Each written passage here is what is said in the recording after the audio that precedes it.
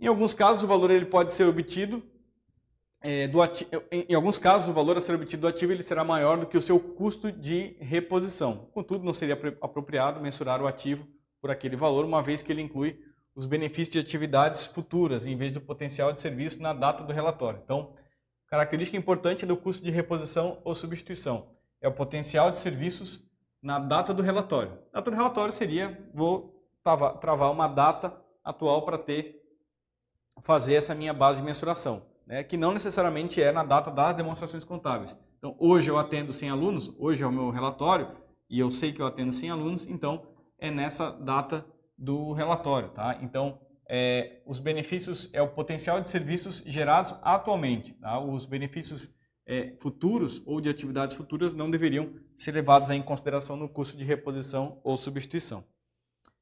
O custo de reposição ele representa o maior valor potencial do ativo, já que, por definição, a entidade deve ser capaz de assegurar o potencial de serviço equivalente ao incorrer no custo de reposição. Então, é o maior valor potencial desse ativo. Então, se hoje eu atendo uma capacidade de uma escola para 100 alunos, esse seria o meu custo de reposição.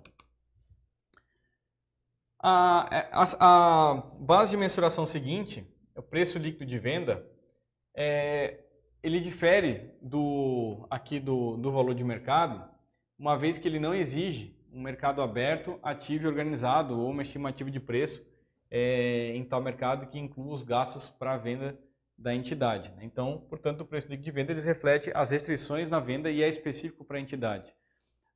Ele realmente, assim como o custo de reposição ou substituição é bem específico para a entidade, porque aquele ativo que ela pensa em repor, tem que verificar o potencial de serviços gerados naquela data, o preço líquido de venda ele também é bem específico para a entidade. Por quê?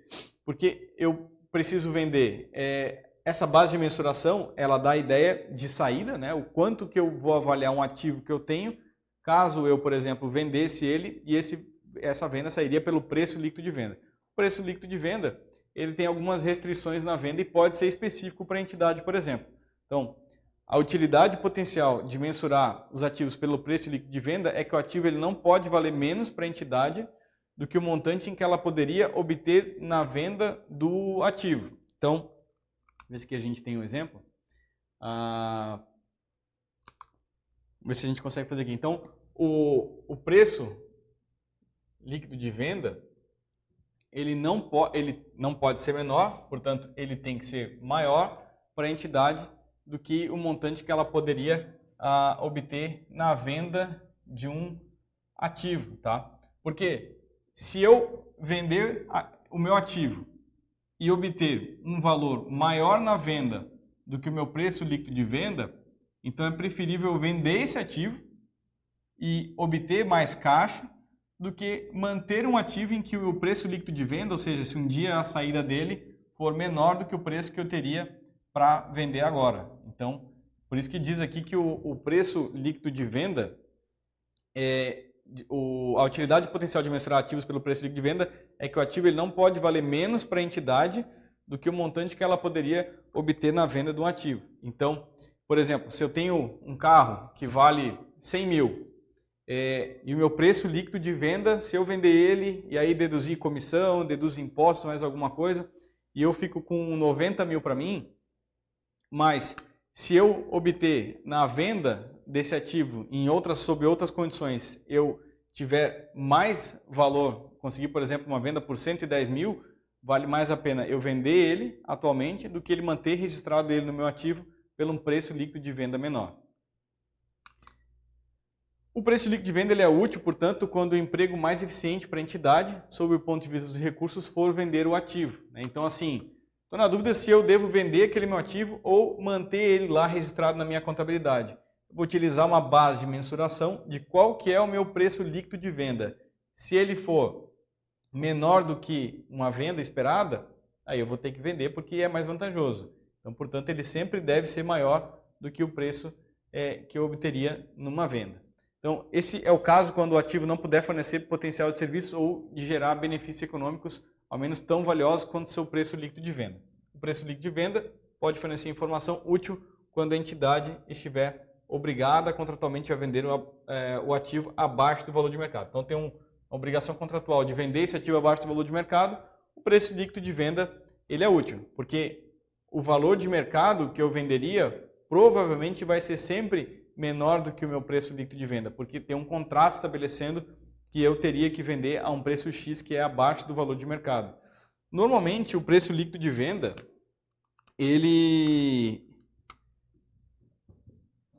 a gente pode lembrar, por exemplo, das sucatas, né? Então, normalmente eu mantenho registrado lá no meu ativo aquilo que é sucata, por exemplo, né? Em que, de fato, realmente o meu preço líquido de venda ele é muito baixo, mas se eu for vender numa condição normal, eu vou obter menos. Então, eu acabo mantendo registrado no meu ativo e minha base de mensuração, o valor que eu vou atribuir a essas sucatas, por exemplo, é com base relativo à base de mensuração do preço líquido de venda. Então, é um exemplo que a gente sempre costuma dar aqui nessa base de mensuração do preço líquido de venda. A última base de mensuração do ativo, que é o valor em uso, o valor em uso ele é um valor presente, né? Portanto, um valor atual para a entidade, de novo, do potencial de serviços ou da capacidade de gerar benefícios econômicos remanescentes do ativo.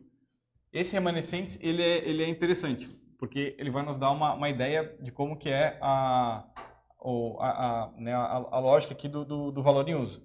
Então, é o valor presente para a entidade, do potencial de serviço ou da capacidade de gerar benefícios econômicos remanescentes do ativo, caso este continue a ser utilizado.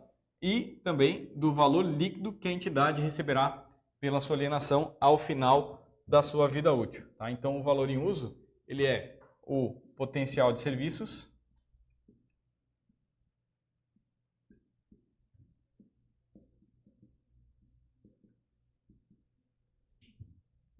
ou a capacidade de gerar benefícios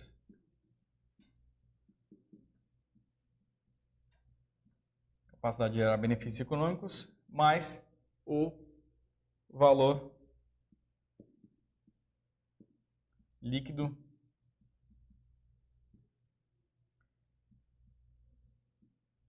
ao final da vida útil do bem. Tá? Então, para eu definir o meu valor em uso, depois a gente vai ver com um pouco mais calma que o valor em uso geralmente ele é sempre utilizado para fazer o teste de recuperabilidade, né, em que se verifica qual que é o meu valor contábil, e aí o valor contábil eu tenho o valor contábil bruto, deduzo depreciação ou amortização, chega ao meu valor contábil líquido. Se o meu valor contábil líquido ele é maior do que o meu valor em uso, né, eu consegui verificar que, olha, para eu utilizar esse ativo, ele deveria ter o valor, por exemplo, de 5 unidades. Mas na minha contabilidade ele está registrado por 7, e esse 7 já é o valor contábil líquido, então significa que eu devo reduzir esse valor lá para o meu valor em uso, que é o valor que mais reflete a posição adequada que esse ativo deveria estar sendo registrado. Então, essa diferença de 7, que é o meu valor contábil, para o 5, que é o valor em uso, que eu consegui mensurar, ele deve sofrer essa redução. Então, esse 2 seria uma despesa com base aí no teste de recuperabilidade. Tá? Então, essa base de mensuração do valor em uso, ela é importante para fazer o teste de impairment ou o teste de recuperabilidade, que é aqui que a gente, lá na estrutura conceitual, mencionou lá quando a gente falou da primeira base de mensuração, que era o custo histórico. Quando ela disse que o valor do ativo é registrado inicialmente pelo seu custo e depois ele pode ser alterado o valor com base, né, fazendo despesas normais do uso, do desgaste, que é depreciação e amortização, ou quando há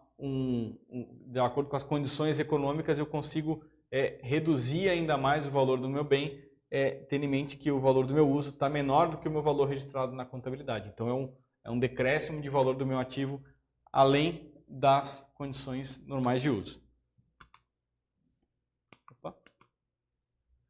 Então, o valor em uso é um valor específico para a entidade, é claro, cada entidade vai ter uma forma de conseguir determinar, com base no potencial de serviço ou de benefícios econômicos acrescido do preço líquido do final da vida útil, ele é bem específico para cada entidade, né? Então, ele reflete o montante que pode ser obtido, ativo por meio de sua operação e de sua alienação ao final da vida útil.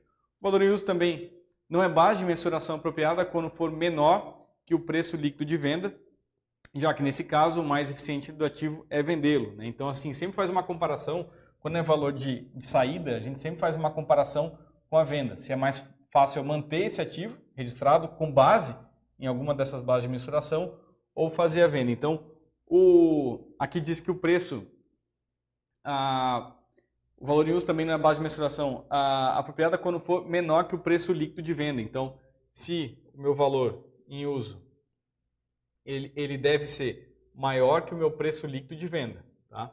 Então, porque se eu tenho meu preço líquido de venda é maior do que o meu valor em uso, então é melhor eu vender aquele ativo do que ficar com ele registrado na contabilidade, um valor muito baixo, sendo que eu consigo obter mais benefícios, mais caixa, por exemplo, vendendo esse ativo, tá? Então, ele tem que ser, não vai ser base se o meu preço líquido de venda é maior do que o valor em uso, então eu nem uso o valor em uso como base de mensuração.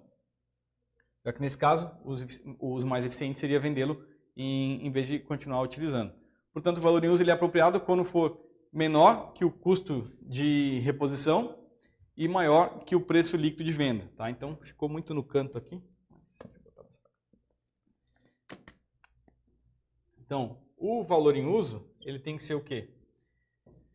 Ele é apropriado quando quando o meu custo de reposição ou substituição, ele é maior do que o meu valor em uso, e o valor em uso, ele tem que ser menor, né? Menor do que o meu preço líquido de venda, tá? Porque se o meu custo de reposição, eu vou baixando aqui, se o meu custo de reposição para eu comprar um ativo, se eu for no mercado e comprar um ativo com os mesmos potenciais de serviços, eu vou gastar 12 e o meu valor em uso é 10, eu vou ficar com esse bem registrado no meu valor em uso. Porque se eu for no mercado e repor esse mesmo ativo, eu vou comprar mais caro. Então é a mesma coisa, eu comprei um carro, por exemplo, de 100 mil reais, tirei zero da concessionária. Atualmente, de acordo com a tabela PIB, ele vale 80. Então, para mim, o valor líquido dele é 80.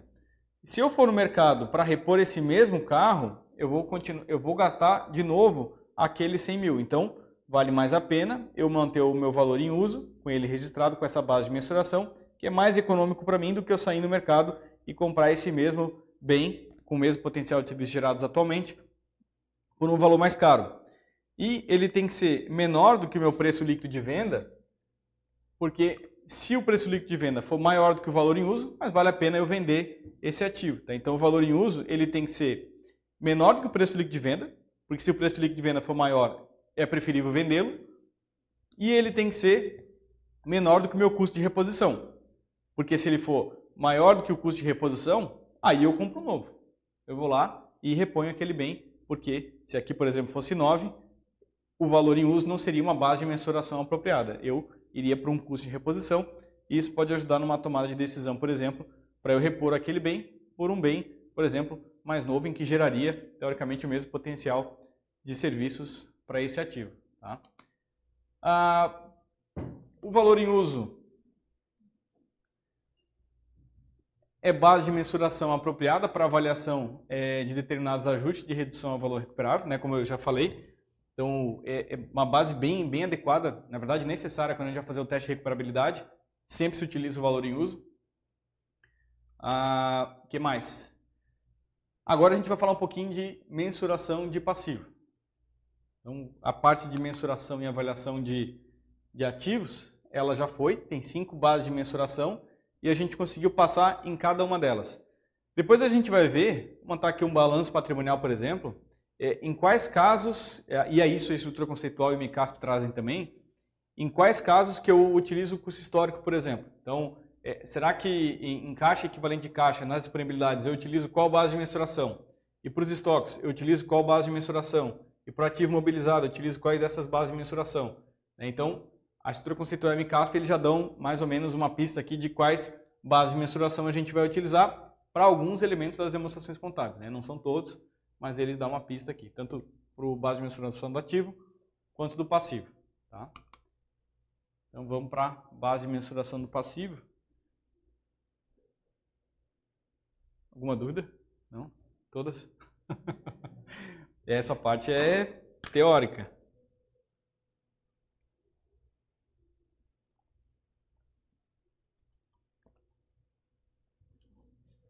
Essa parte aqui é legal de fazer, tem que fazer mapa mental aqui. O quadro é meio pequeno, eu acabei não trazendo muita coisa no slide, mas é bom de fazer mapa mental. Aí dá para ajudar a memorizar. Não é uma parte da matéria em que só numa lida a gente vai conseguir memorizar bem, assim. Isso aqui é mais difícil. Ela é bem abstrata, é até difícil de dar alguns exemplos. A estrutura conceitual e o MCASP eles trazem alguns exemplos, mas às vezes até não são suficientes. E em alguns casos a estrutura conceitual e o MCASP eles acabam também não dando exemplo nenhum e fica difícil de saber, tirar da abstração.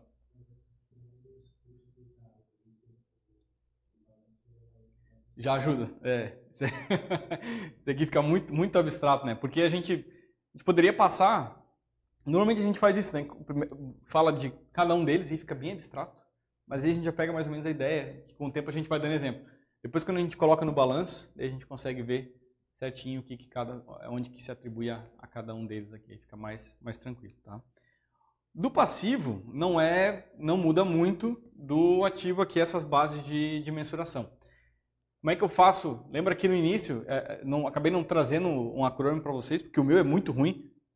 Eu utilizo CVC Plus, mas não é bem Plus, porque é CVC, então é custo histórico, valor de mercado, custo de reposição e substituição.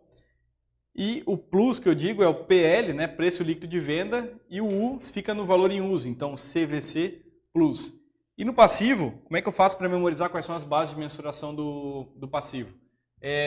Mesma coisa do ativo aqui, então seria um C a mais. C, V, C, e aqui seria o PP. Então, aqui eu memorizo como CVC Plus e aqui CVC PP. PP de passivo. Aí já fica um pouquinho mais tranquilo, tá? O que seria o CCVC PP? Seria custo histórico.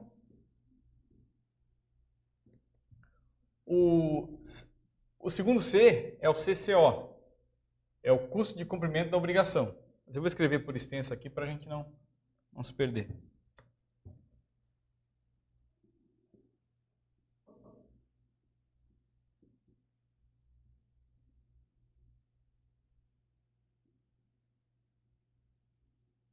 Custo de cumprimento da obrigação. Aqui de novo, valor de mercado.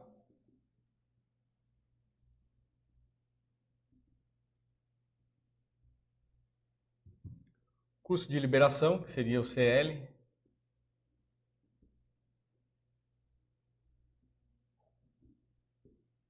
E o PP, que seria o preço presumido.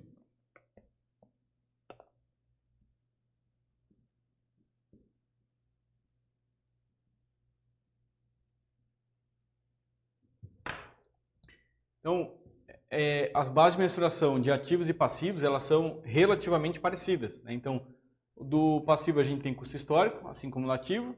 Custo de cumprimento de obrigação, é específico aqui para o passivo. Valor de mercado, muito parecido com o valor de mercado que a gente tem para o ativo. Custo de liberação, muito parecido com o preço líquido de venda.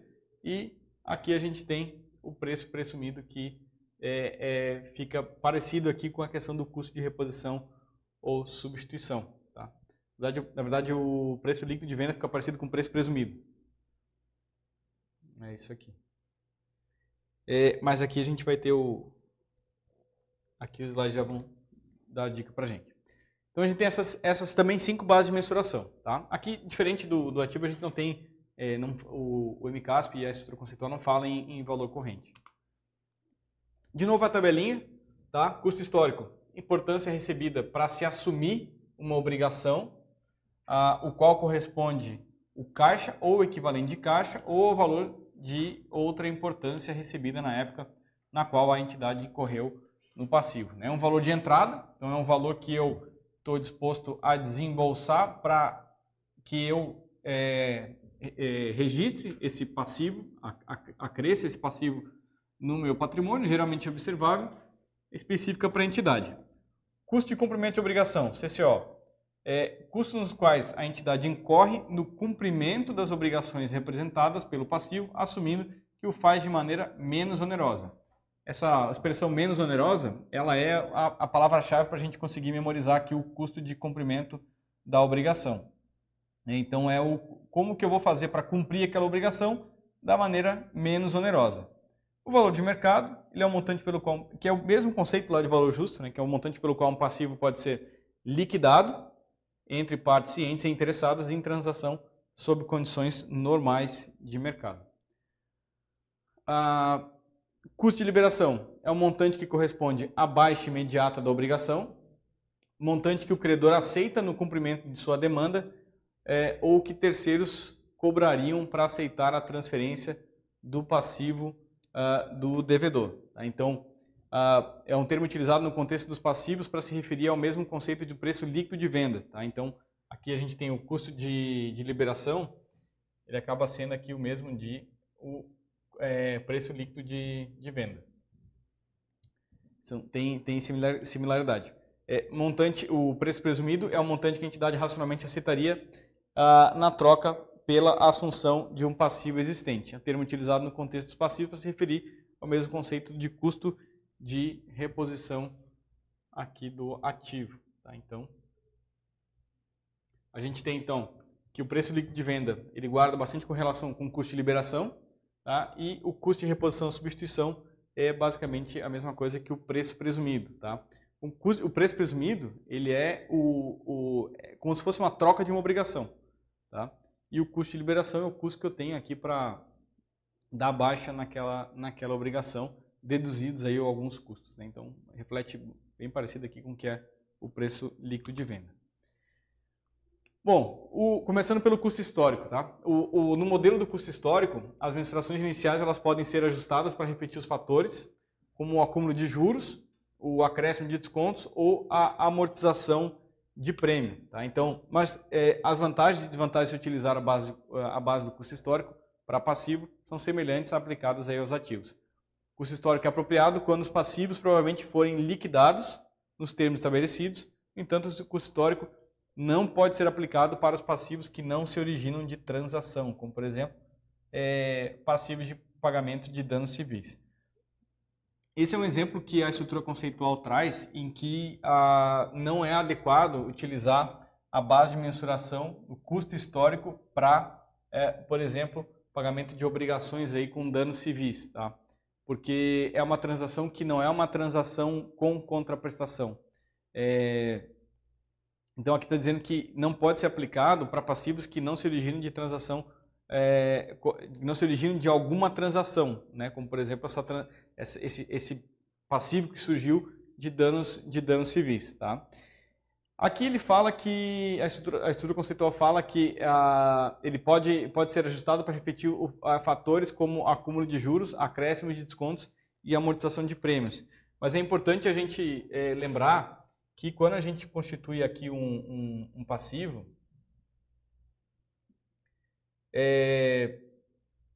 os juros, eles são sempre, no início, juros a apropriar. Tá? Então, a gente tem aqui esse passivo registrado no custo histórico e os juros, no modelo de custo histórico, as mensurações iniciais podem ser ajustadas para repetir os fatores como acúmulo de juros. Tá?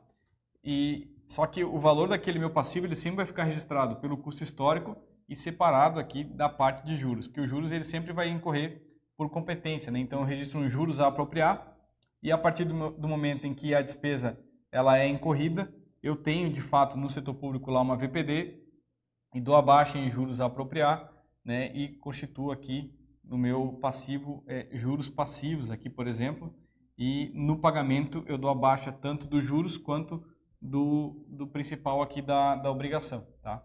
mas é só para dizer que a estrutura conceitual ela trouxe dizendo ali que as mensurações iniciais elas podem ser ajustadas para refletir os fatores de acúmulo de juros, por exemplo, mas normalmente o passivo ele é registrado aí no custo histórico pela obrigação principal. E aí ele não é adequado para registrar aqui, por exemplo, passivos que não se originam de transação. É também improvável que o custo histórico forneça uma informação relevante quando o passivo decorrer de transação sem contraprestação. Então, ele não é adequado para utilizar quando passivos surgem de algo que não foi decorrente de uma transação, seja ela com contraprestação ou sem contraprestação. E também é improvável que ele vai te oferecer uma base de informação confiável, ou seja, não é uma base de mensuração adequada para utilizar numa transação sem contraprestação, uma vez que essa fornece uma representação fidedigna das demandas sobre os recursos da entidade. Se eu utilizar custo histórico como base de mensuração de um passivo numa transação sem contraprestação, eu posso estar incorrendo numa falha lá uma daquelas características qualitativas da informação contábil, que é a representação fidedigna. Lembra lá, tinha re, com, teve. Então, a representação fidedigna não vai ser adequadamente atendida se eu utilizar a base de mensuração no custo histórico para uma transação sem contraprestação. Então, transação sem contraprestação e passivos que não se originaram de transações, o custo histórico ele não é adequado. Aí a estrutura conceitual já traz lá uma dica para dizer quais situações em que ele não é adequado à sua utilização, porque ele fere algumas das características qualitativas principalmente. E também se torna útil, também se torna difícil aplicar o custo histórico a passivos que podem variar em seu montante, como por exemplo aqueles relacionados a passivos previdenciários. Tá? Passivos previdenciários normalmente vai utilizar aqui o valor de mercado, o custo de cumprimento de obrigação, isso pode depender, mas já está dizendo que para passivos previdenciários ou danos civis, por exemplo, não seria útil utilizar o custo histórico. O custo de cumprimento da obrigação, que seria o segundo, ele corresponde aos custos nos quais a entidade incorre no cumprimento das obrigações representadas pelo passivo, assumindo que o faz de maneira menos onerosa. Então, a expressão que a gente consegue conectar com o CCO, o custo de cumprimento da obrigação, né, essa base de mensuração, é o custo que a entidade tem de forma menos onerosa. Tá? Quando o custo de cumprimento depender de eventos futuros e incertos, todos os resultados possíveis devem ser levados em consideração na sua estimativa, visando refletir todos esses possíveis resultados de forma imparcial. Quando o cumprimento da obrigação vier a ser realizado por conta própria, o custo do cumprimento da obrigação não deve ser qualquer ganho, não deve incluir qualquer ganho, dado que tais ganhos não representam a utilização dos recursos da entidade. Tá? Então ele reduz corresponde aos custos nos quais a entidade incorre para cumprir aquela obrigação, mas não deve incluir algum eventual ganho que possa ter ocorrido. Quando o cumprimento da obrigação não acontecer por período prolongado, os fluxos de caixa eles devem ser descontados para refletir o valor do passivo na data do relatório. Isso aqui é um pouco assim, até contraintuitivo, porque quando a gente pensa em período prolongado, quando a gente pensa em período, aqui está falando de período curto, né? Não acontecer por período prolongado. Então, quando a estrutura conceitual fala que quando o cumprimento de uma obrigação ocorrer por um período curto, os fluxos de caixa eles devem ser descontados para refletir o valor do passivo de maneira mais próxima, mais presente na data do relatório que se pretende apresentar. Então, se eu tenho uma obrigação que eu tenho um longo prazo para cumprir, o custo de cumprimento da obrigação até não seria muito uma base de mensuração ideal. Quando eu tenho um prazo mais curto e eu ainda desconto esse fluxo de caixa para trazer esse passivo a valor presente, aqui esses fluxos de caixa, então, eles devem ser descontados, que daí eu reflito de maneira mais útil esse meu passivo de acordo com a base de mensuração do custo de cumprimento de obrigação. Né? Então, quando é um passivo, quando é uma obrigação que não é muito prolongada, aí eu devo descontar esse fluxo para trazer para um valor mais presente, cumpre a característica qualitativa, que é uma representação um pouco mais fidedigna do valor de liquidação que eu teria para esse meu passivo. Geralmente o custo de cumprimento da obrigação é relevante para mensurar passivos, com exceção de algumas circunstâncias. Então a estrutura conceitual ela fala muito das exceções, mas acaba não falando muito em quais situações que deveria utilizar. Mas isso já dá uma boa dica para a gente na hora da prova. Então, quais são as exceções? Quando não é adequado utilizar o CCO, o custo de cumprimento da obrigação. Quando a entidade puder ser dispensada da obrigação em montante menor do que o seu custo de cumprimento, né? Então, se eu tenho um custo de cumprimento de 10, mas se eu pagar 8, eu sou dispensado dessa obrigação, então, e sendo que 10 foi a minha avaliação pelo meu custo de cumprimento da obrigação, então já dá para ver que eu avaliar o meu passivo por um valor maior do que o meu custo de liberação, não seria adequado eu utilizar o CCO, o custo de cumprimento da obrigação, sendo que ele foi maior do que o meu custo de liberação. Então, nesse caso, eu utilizaria o custo de liberação, que é essa outra base de mensuração. Tá? Então, não é adequado quando o custo de cumprimento da obrigação,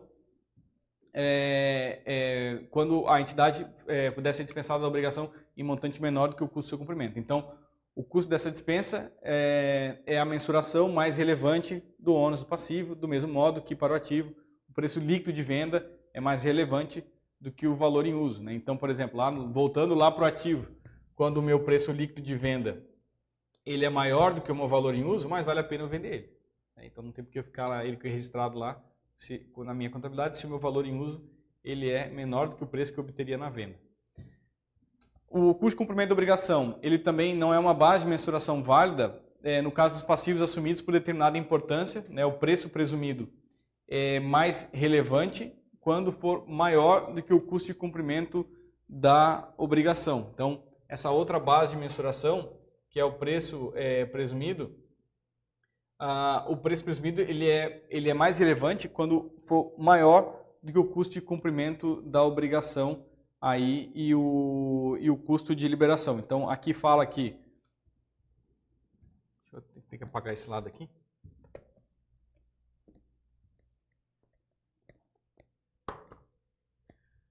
No caso de passivos assumidos por determinada importância, o preço presumido é mais relevante quando for. Então, preço presumido, quando o meu preço presumido ele for maior do que o meu custo de cumprimento da obrigação, aí essa base de mensuração, e quando for maior também do que o custo de liberação, então a base de mensuração do preço presumido, ela é mais interessante. Pode parecer um pouco contraintuitivo, mas depois quando a gente for ver o preço presumido, por que é preferível eu atribuir um valor maior para o meu passivo, sendo que em outras bases de mensuração eu poderia ter um valor menor para esse meu passivo. Tá?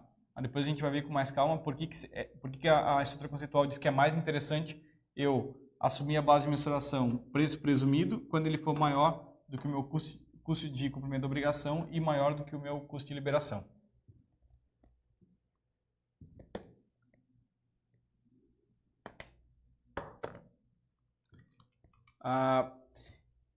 A terceira base de mensuração do passivo é o valor de mercado. Então, o valor de mercado para passivo é o montante pelo qual um passivo pode ser liquidado entre partes cientes e interessadas em transação sob condições normais de mercado. Tá? Mesma coisa lá que a gente está falando de valor justo. Né? Então, a definição de valor de mercado do ativo e valor de mercado do passivo é a mesma coisa. Tá?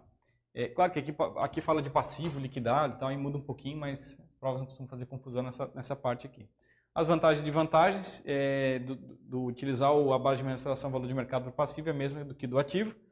E nas transações sem contraprestação, é improvável que exista um mercado aberto, ativo e organizado para tais passivos. Tá? Então, uma transação sem contraprestação já dá a dica aqui que não seria adequado utilizar o valor de mercado, porque não teria aí um mercado aberto, ativo e organizado, seria improvável. O custo de liberação, ele se refere ao mesmo conceito do preço líquido de venda, por isso que eu fiz a seta aqui, e o preço presumido se refere ao custo de reposição e substituição lá para ativo. Tá? Então, quando há mais de um modo de garantir a liberação desse passivo, tá? Então, o custo de liberação, quando tem mais de um modo de garantir a liberação desse passivo, o custo de liberação é aquele que representa o menor montante. Isso é consistente com a abordagem para os ativos. Então, Mesma coisa aqui do preço líquido de venda, em que, por exemplo, o preço líquido de venda ele não refletiria o montante que deveria ser recebido na venda a sucateiro, caso o preço maior pudesse ser obtido na venda por vamos de novo aqui. Isso é consistente com a abordagem para os ativos, em que, por exemplo, o preço líquido de venda não refletiria o montante que deveria ser recebido na venda a sucateiro. Então, o preço líquido de venda ele não refletiria o montante que deveria ser recebido na venda a sucateiro, caso o preço maior pudesse ser obtido na venda para um comprador que utilizaria esse ativo. Então, se eu tenho um ativo e eu vou vender ele para alguém que vai utilizar aquele valor e não vai destruir, por exemplo, e utilizar como sucata ou como insumo para outro produto, provavelmente essa pessoa que vai utilizar esse ativo, ele vai utilizar e vai me pagar mais, né? Então, se eu tenho um carro, por mais velho que ele seja, e tem alguém disposto a utilizar esse carro, ele vai pagar muito mais do que um sucateiro interessado só em algumas peças do meu carro.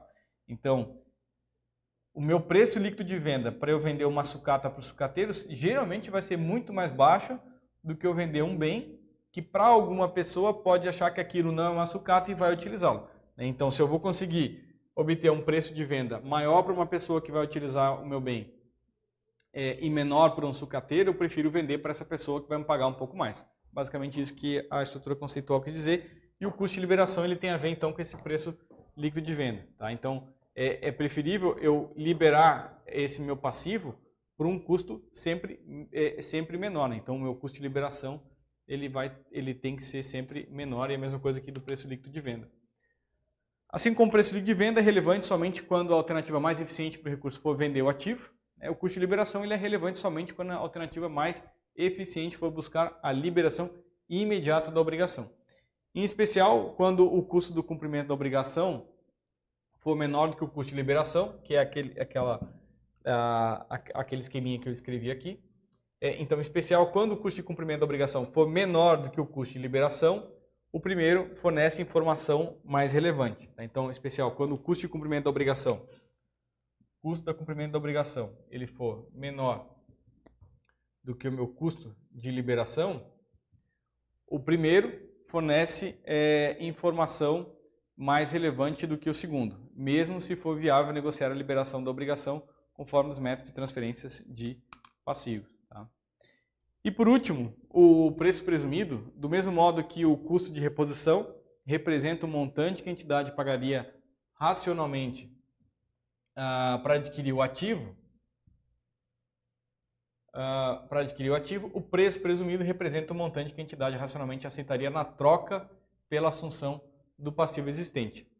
O preço presumido, ele é o termo utilizado no contexto dos passivos para se referir ao mesmo conceito do custo de reposição, né? Que é a seta aqui que tá feita aqui. Então, o preço presumido, ele é o termo utilizado no contexto dos passivos e se refere a esse mesmo conceito do custo de reposição.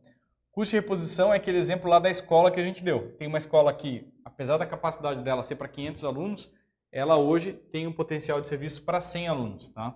Então, se eu for repor esse meu bem, eu reporia uma escola com capacidade ali para 100 alunos, que é o atendimento que eu faço na data do relatório, na data atual. E o preço presumido, ele tem um conceito aqui parecido. Tá?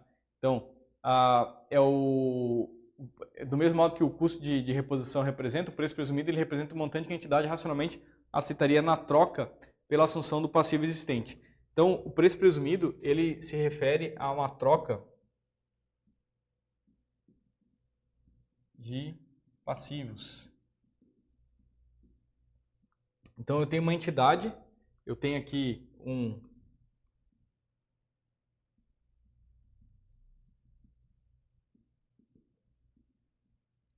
balanço patrimonial, por exemplo. Tá? E aí, eu tenho uma obrigação de 10, tá? Um passivo de 10. E aí, bota aqui, por exemplo, que eu tenho no meu caixa, no meu ativo, 50. Tá? E aí, meu patrimônio líquido é 40. Eu posso ter um preço presumido, ele é, por exemplo, quando vem uma outra entidade e assume, isso quando a gente fala em troca de passivos, normalmente é uma outra entidade que tem interesse em assumir esse passivo, seja por algum motivo ou outro, tem interesse em assumir esse passivo e em troca, obviamente, eu vou ganhar alguma coisa a mais, né? Então ela fala aqui, por exemplo, para eu posso dar esse meu passivo para essa, como se fosse vender essa minha obrigação para uma empresa ou para uma outra entidade, e essa entidade, é claro que ela aceitaria dizer assim, olha, eu vou assumir essa sua obrigação, mas eu não vou pagar 10 para ela, eu vou pagar 12. No final das contas, a entidade ela vai estar ganhando 2, né? Porque se ela não ganhasse nada em troca, não seria interessante ela fazer essa troca de passivo, né? Então, quando eu sei que eu consigo transferir essa minha obrigação para um terceiro, a base de mensuração mais adequada é o preço presumido. Ou seja, o conceito é parecido com o conceito de custo de reposição ou substituição. Eu consigo substituir esse meu passivo, tá, por outro passivo, né, que é aquela outra entidade, ela vai me oferecer um outro passivo, e vou obter uma certa vantagem nessa questão. Nesse caso aqui, por exemplo, eu vou ganhar 2 porque a outra entidade ofereceu assumir essa obrigação por 12. Né? E aí pode ser que tenha algumas condições que sejam favoráveis àquela outra entidade assumir essa obrigação. Então, o preço presumido, ele necessariamente pressupõe aqui trocas de passivo. Tá?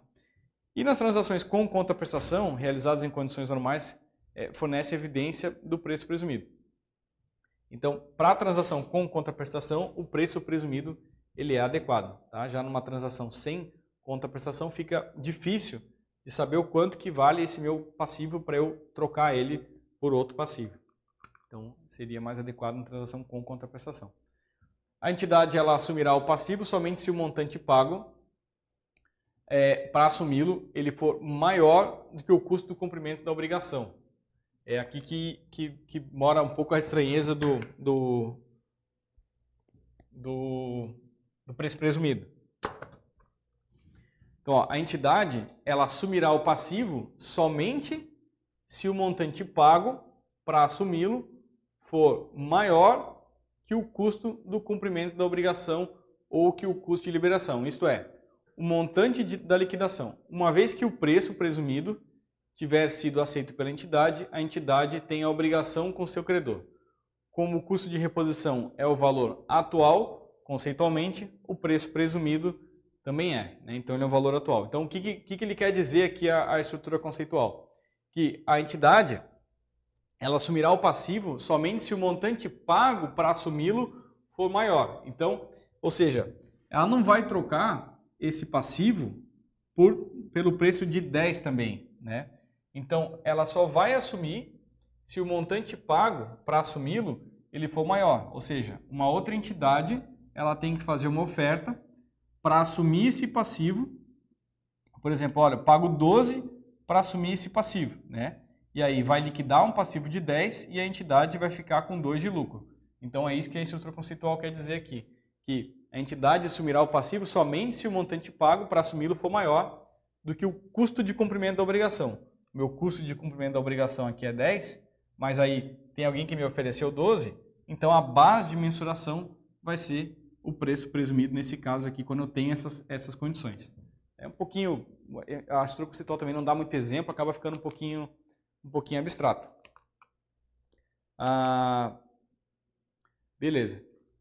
Então, de maneira geral, das bases de mensuração de ativo e de passivo, a gente já conseguiu assim trazer as definições e algumas características que a estrutura conceitual dá quando explica ali esses conceitos esses conceitos e essas definições. Tá?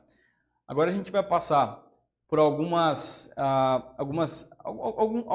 abordagens assim em geral que a norma traz, acaba ficando um pouquinho no meio ali da nossa aula, mas elas são importantes para dar seguimento. E na sequência, a gente já faz aqui um balanço patrimonial, por exemplo, para a gente conseguir identificar onde que em cada uma dessas bases de mensuração deve ser aplicada, tanto no ativo quanto no passivo, por exemplo. Tá? É 8h30, vamos fazer um intervalo e a gente volta.